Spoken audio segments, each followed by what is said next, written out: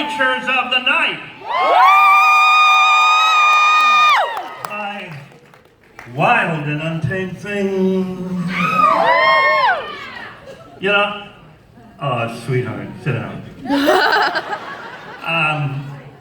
You know, it was great. Sit down. Really. Larry Weisel, everybody. More to talk with him later, and he knows everything about Rocky Horror. You know? He knows more about it than I do. You know, it was great when it all began. Am I right? Was it great? But I think it's even better now. Mainly because of you assholes. You know, Richard O'Brien once said that Rocky Horror Picture Show was one of those movies that any 10-year-old could enjoy. So just look around. This is your new family. I think it's good, clean fun, right? Except for the murder, you know, and the cannibalism and the S&M and all that homo shit. Yeah.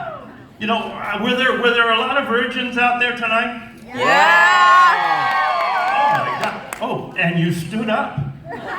Wait, would you come here and talk to me for a minute? Would you come here and just say hello? Oh my God, come here, come on, right down here. Come on, come right here, come on. Oh, you got toilet paper on your... You have a Janet necklace. What's your name? My name is Sonia. Sonia or Sonia? Sonia. What took you so long? Hey, I've been waiting for you my entire life. There you go. Okay, I love that. I love that. I'm down on my belly here. Exactly. So was it good for you? As much as it was for you, abso-fucking-lutely. I wasn't expecting this, Janet number 2. You are Janet number 2. Wait, can I just say, as much as I love Susan Sarandon, like Power, oh, I'm kind of Janet number 1. I love this! You know, you knew this wasn't a Disney movie, right, when you saw it? It's not? No. Because it's the best Disney ride I've ever been on. Oh! Wow, it's not a Fox reboot either, is it? No. Well, you know, from now on, you're just gonna live your life in shame, basically.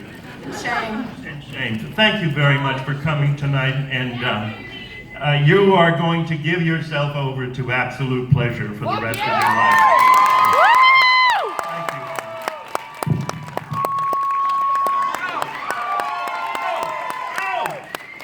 You know, I've been giving myself over to absolute pleasure for 43 years, and look at me, madness has certainly taken its toll, huh? I mean, right now I think that I'm like a preacher for the Church of Rocky Horror, the Church of Liberation, and you're all part of my cult, my congregation. Now,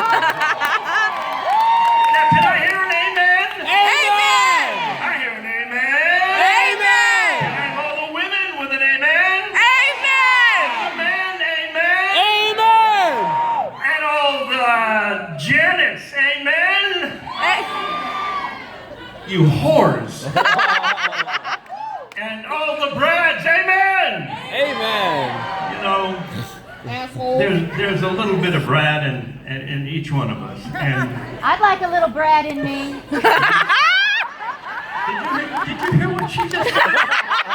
She's like a little Brad in her. Really? Yeah, good for you. That was my next line, but it was going to be for her over here. But you can be second, I guess.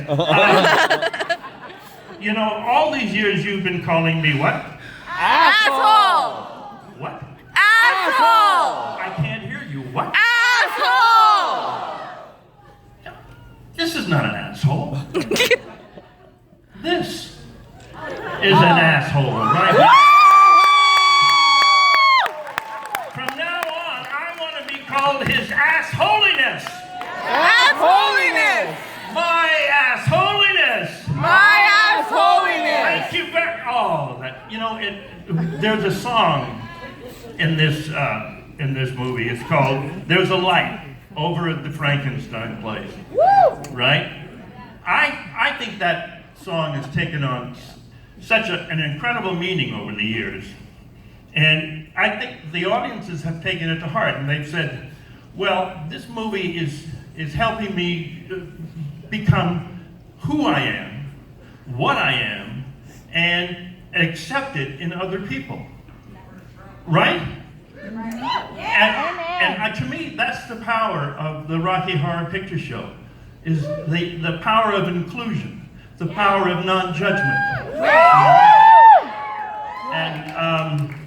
And thank God for all of these shadowcasts that have been doing this for all these years and helping us send that message, out into the world. And all of you, if you're ever feeling a little low, if you're ever feeling a little down, I feel low. You do feel low? Yeah. Well then stand up. I feel down. You feel down? Stand up. I feel low. Okay. Now, you know what you do about that? It's just a jump to the left. Woo! And then a few pelvic thrusts. And there you see, now you feel better. All the way. Motherfucker. I'm outdone by this audience, actually. And I'm sort of done now.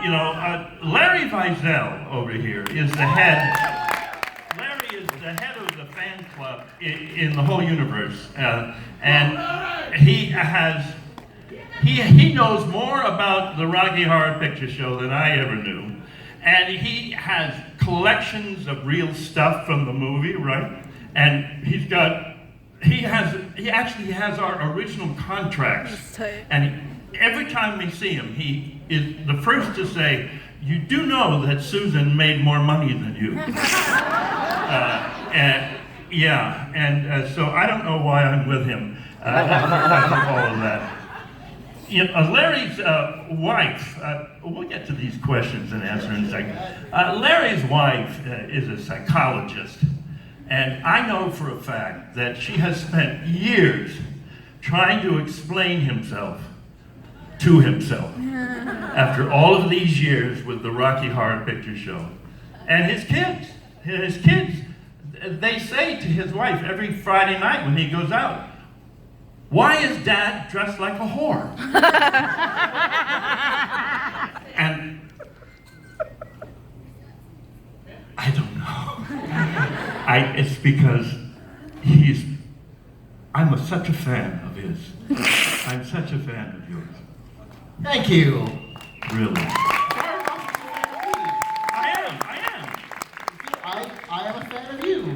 Oh, well, thank you. Well, how many years have you been involved with Rocky Horror? 26 now. 26 years? 26 years of Rocky Horror. And you have a shadow cast in New Jersey. New Jersey, yeah. The home of happiness. Check us out. We're on the other side of the country. Yeah, they're brilliant. Well, these people were These brilliant. guys, round of applause for Too Much Coffee Cast. In fact, you guys, come on out here. Come on out here and sit around and so I can make fun of you and you can make fun of me. Yeah, come on out. Sit down here. You were my Janet. You were wonderful. What's your name? Lisa. Where's my Brad? You're in a wheelchair. I'm so sorry. Was it one of the tough nights? Huh? Oh, you've hurt yourself. Practicing last night. Oh, I'm sorry. You were wonderful too. But you're not a guy, are you? No. Oh, thank you. But that's what's great about this. I mean, it's just such a gender-bending kind of experience. Hello. How are you? Good. And you. Hello, sweetie. You've been doing this how many years? For about 10 years. 10 years. Give it up for Nikki, one of the best Franks in the country. Best Frank in the country. And from my point of view, great buns. I mean, I was back there just. Mary would know. Yeah. How would I know that? No, yeah, I was looking. That's why I just mentioned it. Yeah. So, I don't. Can I take this shit off right now? I'm gonna take it. Yes! Take the robe off. There we go.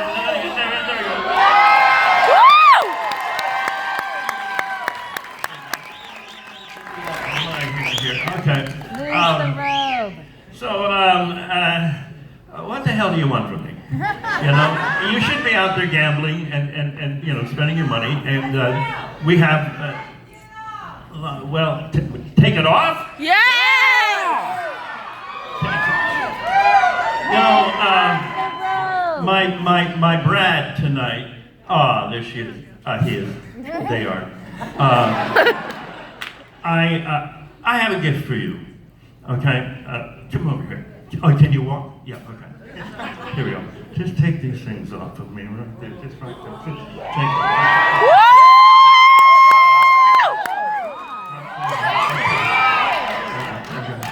Oh! They're yours, honey. They're yours. No, get down! Jesus. No protocol. You weren't playing Brad. Have you ever played Brad? No, you don't. No. Brad, you've never. Brad is.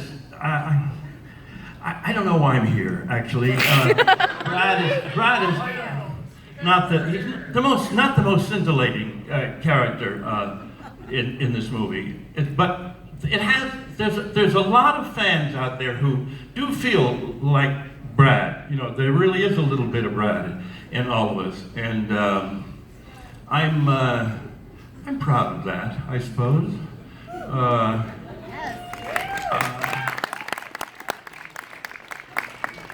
I don't know if it was worth applause, but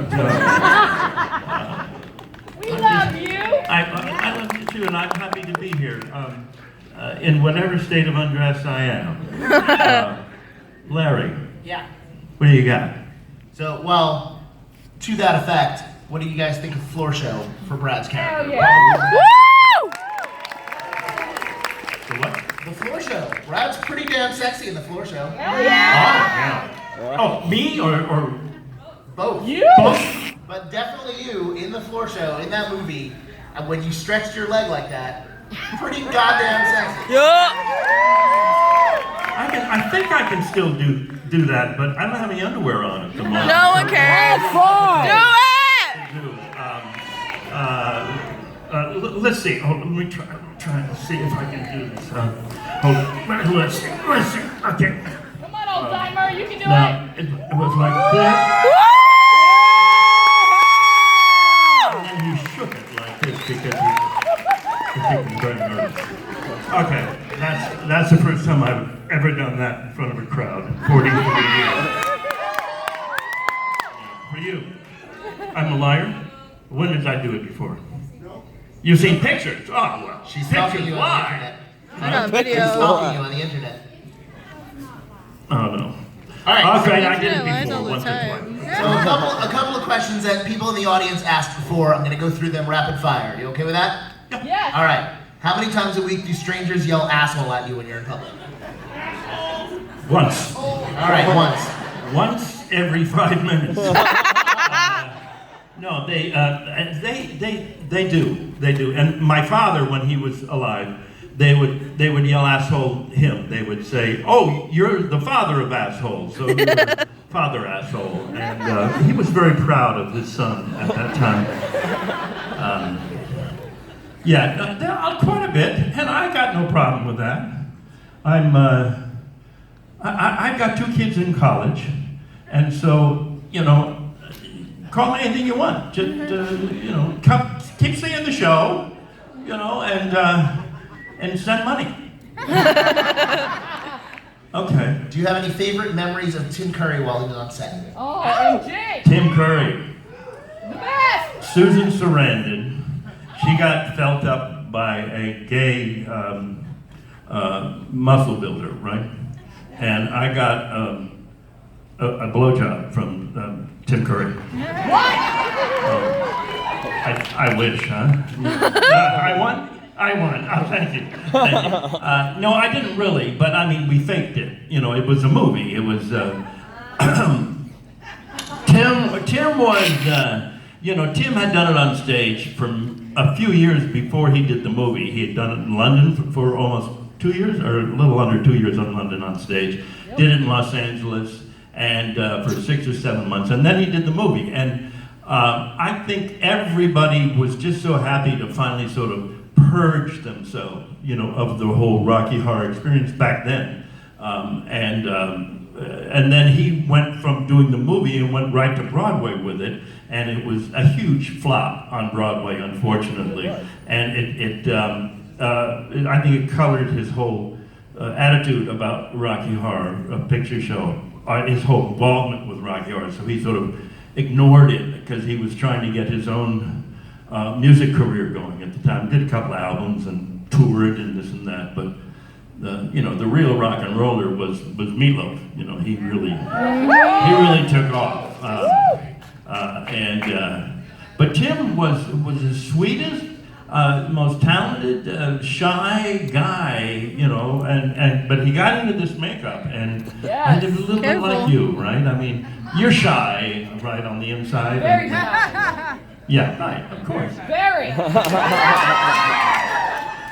Oh, you're a tease. You're teasing me. Oh my God. Okay. So Did Tim, you get that on camera? what a sweet, adorable human being, and unfortunately, he's quite ill at the moment. Yes, he is. He had a stroke about 4 or 5 years ago, and he's been out getting better and meeting fans and going to conventions. He's done 2 or 3 a year, and so. In fact, he's going to be in Rhode Island if you're on the East Coast next weekend. So, go see him, say hello. Get your plane tickets right now. Yeah. I wish. How long did it take to make the movie, and would you support a remake of the movie with mainstream actors starring roles? No way. Oh, they already tried that reboot thing with Fox. Did you guys like it? No! Okay, now wait a minute. Somebody here must have liked No. Fuck no! it. And you liked it. I'm biased, but I did like it. You did like it. Ah! Right. I got to go to the set, so I'm biased. Okay. Okay, no. Well, I saw it, and I saw it on an airplane, so I couldn't walk out. And that was my whole attitude about it. But I mean, there were some great performances. But the problem with Rocky Horror Picture Show is a sort of dark fairy tale. Exactly. And you can't tell that story on television prime time. Nope. You just can't do it. It just becomes too glitzy, too big, too flashy, too obvious, and it's like I said earlier, I mean, it's really about a little S&M, a little cannibalism, a little murder, a little, transvestites and homos and all those words and horrible, wonderful, lovely things, and you can't do that on Fox. And if you try, you're going to fail, and I sort of thought they failed. Okay, time. But you were the only one here who liked it. I What did guess you I'm like the about only it? person that liked it. What did you like? I think that the opening number, the science fiction double feature, was phenomenal. That I agree. Really That I did. agree. And I think that everybody going into it that says, "Oh, this was terrible," I think you can't go into that movie expecting it to be better than the original. You have to watch it in the context of the original. And everybody at some point watching that movie watched it and said, "You know what? I like that little bit. I like that scene there." Sure. And that's really, I think that's what I liked about it, was that there were little bits to find if you went in without, being shitty just off the bat of like, I'm gonna hate this. Like, I actually like didn't. that opening I just number didn't like again. As much as I love Pat Quinn and those lips and they're iconic and they're everything there is, I kind of dug the way that they did, the usherette. Yeah. Well, Pat almost didn't do the movie, you remember, at the last minute because they told her that she wasn't going to sing the song. Because she had done it on stage and she was Trixie, the person in the beginning who sang the song. And so she said, well, do the movie, we want to do the movie. And she goes, well, okay, when do I pre-record the song? When they say, oh, no, you're not doing the song. Richard O'Brien's going to sing it. And so she almost walked out. I think her exact words were, how much more will you pay me to do it, Right. without singing the song. But thank God she did. She's brilliant in the movie, and she's been a fan. She's kept this thing alive internationally. She goes to conventions and she goes and does, anything she can. When there's a revival, she actually toured with it for a while, didn't she? In Europe and in England. The real stories about the Rocky Horror Show are the Rocky Horror Show, not the Rocky Horror Picture Show, because we shot this thing in 6 weeks. In a very wet and a cold time in England, and we didn't really have time to party or screw around. We got off the plane, Susan and I and Meatloaf, and we went right into rehearsals and right into pre-record and then right into to filming, and then we just had to try to stay warm, for the next 4 or 5 weeks. But if you could have traded roles with anybody in the show, like in the movie, who would you have traded roles with? Well, him. Well, he wouldn't. I mean, everybody wants to play him. I wanted to play him. Or Janet. But I didn't, I was too tall. I was too tall for Janet. I think probably, I would. Who would you like to play? Who would I like to play? I mean, I'm a big fan of Meatloaf. I'm a big Eddie. It wasn't the first role I played in the Shadowcast. I started playing the criminologist, but I mean, Meatloaf. Eddie comes out on stage, lives and breathes rock and roll for 3.5 minutes, and then dies. That's phenomenal. He's the only person that steals the spotlight from Frankenfurter.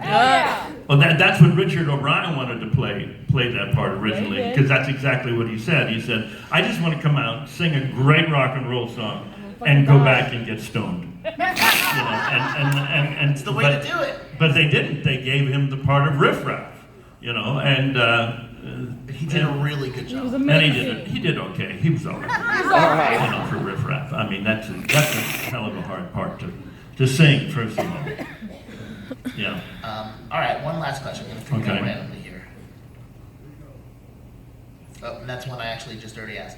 What brand of tidy whities were they? The answer is Jockey Y-front tidy whities. So now you know. Well, they're still awesome. I know. I didn't know.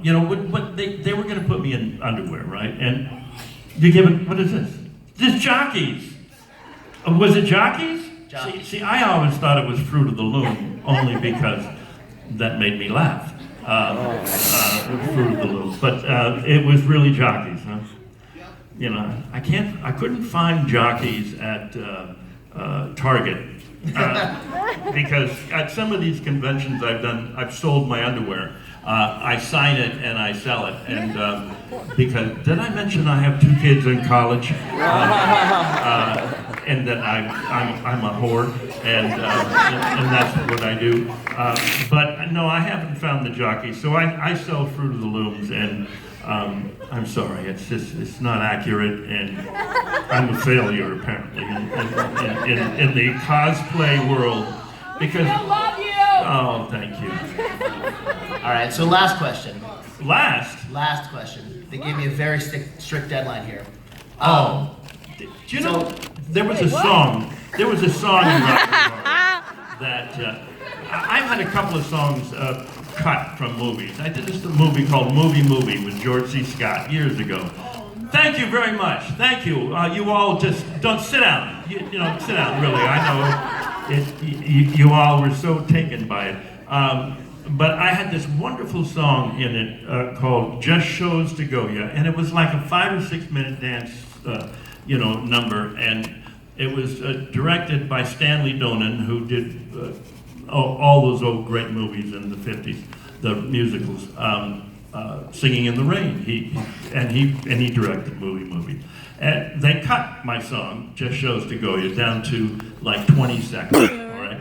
But now in Rocky Horror Picture Show, I had a song once in a while, right? And it was cut from the movie, and then it was added back later on to some of the Blu-ray versions and this and that. And do I remember it? Once in a while. Do we have the music for? Yes.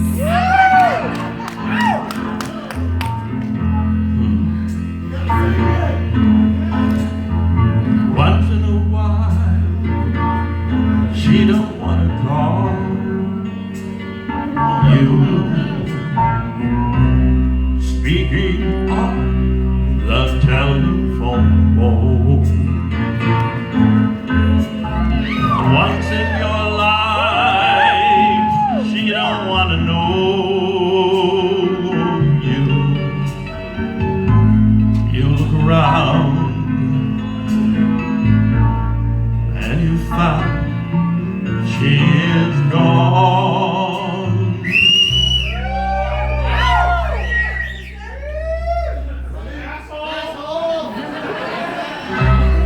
And that's all the time that it took to ruin a movie. You see, that was the problem right there. Did you see that break between the first verse and the second verse? There was that long, you know, and that's what was wrong with the song. It was too slow. It was in the wrong place in the movie, and it slowed the whole movie down. So I was sacrificed, you know, once again in show business. But I have never sung this before in front of a crowd. And I know that she's going to say, no, you have, because I saw it on the internet. Right? Right? No, you've never seen that, have you? No. Because I just found that karaoke version of the song. And I thought, well, Chumash, yeah. I'll do it in Chumash. Thank you very much. You've never heard that. No, round of applause for fucking once in a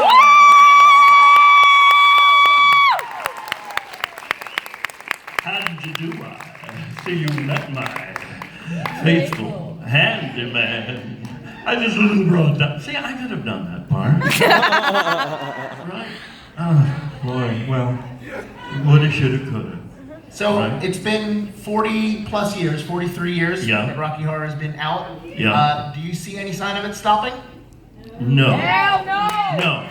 Only because I know that in this audience there are some 15, 14, 16-year-old kids, you know, and they are going to bring a friend, and then their friend will bring a friend, and the movie's really about the passage into adulthood or finding out who you are. As we know, it's don't dream it, be it. You know, and it's the loss of innocence. Every character in this movie loses their innocence one way or another, and that's really what it's about, and that's what I think is appealing, you know, about it. It's just a big fairy tale. You know, it's Hansel and Gretel. It's and it's yeah, you can laugh all you want. Really, that's exactly what it is. It's a fairy tale. A little mean-spirited, but it's a fairy tale. And I think that's one of the reasons why. And also, it's just fun. You know, it's a party. You guys came here to have a party tonight. This is a party. So just continue to have a party with this. Come and, you know, smoke a little and, you know, drink a little and go out and gamble a little and just have fun, because that's really what it's about. It's a rock and roll show, and so take that away with you and just keep jumping to the left and stepping to the right and all of that stuff, and please, and all that jazz. Jazz.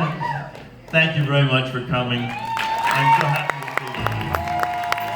Ladies and gentlemen, Mr. Darren Bostwick!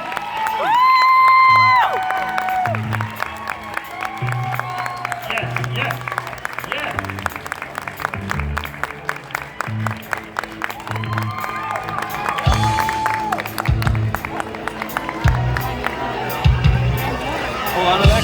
All right, thank you all for coming. Come check out the